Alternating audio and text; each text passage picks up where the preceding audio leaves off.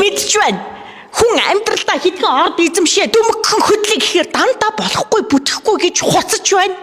Би одоо хар ухаандаа ингэ бодоод байгаа байхгүй. Манай энэ 31 гэр бүлд амар хатаархт юм байна. Манай монголчууд. Одоо бүр үнэхээр өста баяжчлаа. Үнэхээр байгалийн энэ хамаг сэндээжсэн газрын баялагын дээр суучлаа. Эднэр 31 бүлнээ ингэчлээ гэд ингээд бүр шээлтэн гочих гээд юм гэж би харж байна. Манай монголчууд. Ер нь манай энэ уулныхан баян хүн гэхээр амар дургу. За та иргэдийгээ бас ингэж доромжилж болохгүй л дээ.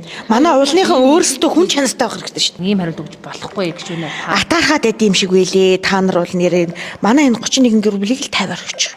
Тэгээд одоо тэр нэг хөх туг гэж төсөл хэрэгжээд миний эсрэг үйл ажиллагаа яваад намайг харлуулах гад энэ хідэн гişүүд маань ингээд орон нутгаар тойроод энэ стратегийн 55 орд бол ард иргэдийнх юм аа, ард иргэд эзэмшнэ энэ төр гэд санал хүсд гарын үсэг цуглуулаад яваад байгаа юм билий. Тэр ямиг одоо болох хэрэгтэй. Чи амжихгүй.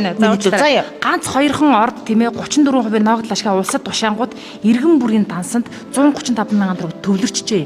Тэгвэл 55 орд бүгд одоо өгвөл тийм ээ хэдэн төгрөг тушаах вэ? Иргэд ороо өрийн дарамтантаа зээлийнхаа хүүндээ банк бусдаа банкндаа дарлуулад бүр төөлдөж байгаа байхгүй юу? Ингээд дөлөөлөл тоглоо та улс төрийн удирдаад явж байгаа хүн ийм байж болох уу? Би цайны цагаараа тоглож шээ. Та нар шиг новшнуудаараа энэ дээр гараад ямар ч мэдлэггүй боловсралгүй мөнгөөр далаадаг хахуулаа та нар хамаг юм шийдэг новшнууд дээр гарцсан байгаа иргэдээр төөлдөж байгаа. За юу? Чи яа ийм новшнууд дууддаг чи юм бэ?